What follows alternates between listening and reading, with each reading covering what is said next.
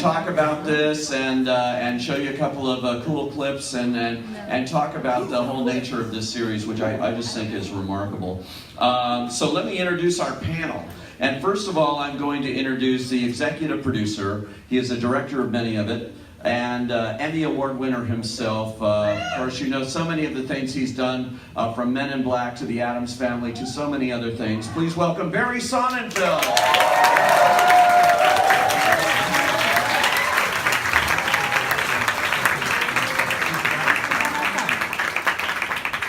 And now Mr. Poe in the show is played by an actor who spent a lot of time on stages around this country and elsewhere, Tony nominee K. Todd Freeman.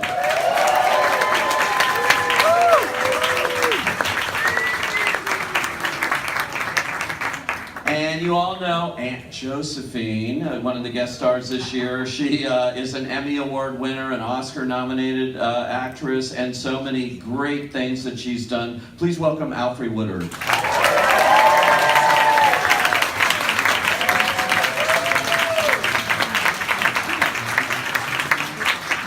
And finally, he should be hosting this because he hosts everything in the world. In addition to being an Emmy Award winner, a Tony Award winner, so great in that role, and so many others, please welcome Neil Patrick.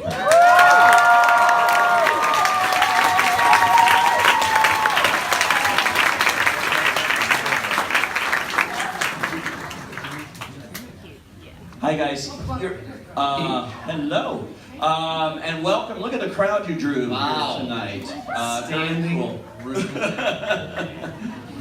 This is very, just let me start with you. The creative nature of this show that drew you to Netflix and to this project, which is obviously based on the books. There was a movie. There's 13 books, and it's quite an ambitious project, I would say. We were talking a little bit about it, the production value and everything else. It's not your normal television series, I don't think. You know, we're really proud of it. I love the books. I grew up reading the books to my kid. What's great about the books and what our hope was is that the books posit that all children are great and capable, and all adults are ineffectual, whether they are villains or mean well. And growing up with two horrible narcissistic parents, and we won't go into that too much, I was very much drawn to the books, and I love what we're doing, and I love how Netflix has let us create a total world entirely on stage with incredible actors, except for one of them. And we have to guess which one you're talking about here, or maybe somebody that's not here. This is a big cast, and a cast full of guest stars too each season. We have a little bit of announcement later in this, but it's very exciting to have these kinds of actors attracted to this. Well, you know, I had offered the part to Neil before I got the part, before I got to direct it.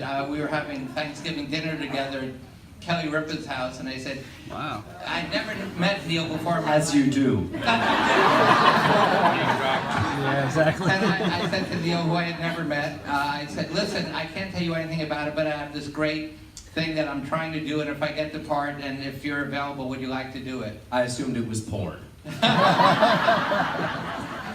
Based on your past. Thank you, but we really won't go into that tonight. And then Kate Todd was the only person who actually auditioned for the role, and of the 50 or 60 people Why that don't you just offer it to me? I had no idea you existed. I barely knew about Neil. But wait, let me finish. But now that I met you, you're extraordinary. And Kate Todd was literally by far the best person who auditioned, and we immediately hired him. And then Alfre, who I had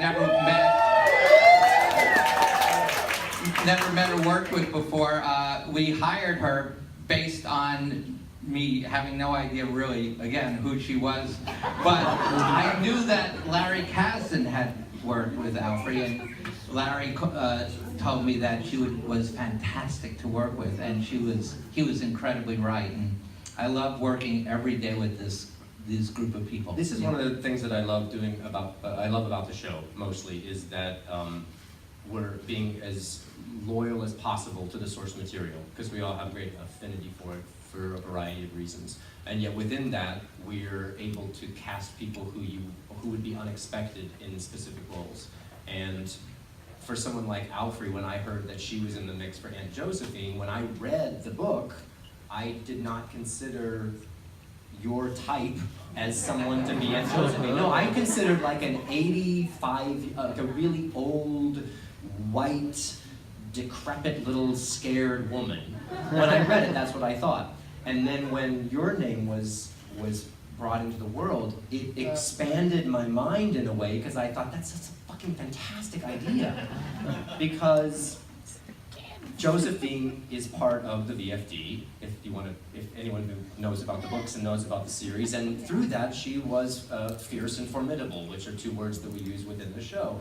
And so I think I was wrong in my initial interpretation of it when I read it. It was my own, it wasn't written as such. That's what I came up with. But the 85-year-old decrepit white lady in my mind would not have been able to be in the VFD. So when you look at someone like Alfred, who is able to play both timid and terrified, and you wonder, why would someone that looks like this be so scared? It adds another layer to the show, because you know that at one point she was fierce and formidable because you were able to portray that so well. And so I'm just a big fan of the casting decisions not being so archetypal to what everyone would have initially expected. And by the way, Netflix has been an incredibly great partner in all those kind of decisions. Well, Netflix is known for being very creator friendly, very, very friendly to creative people. Sort of says, here's the deal, here's the money, go out and make your show. And I think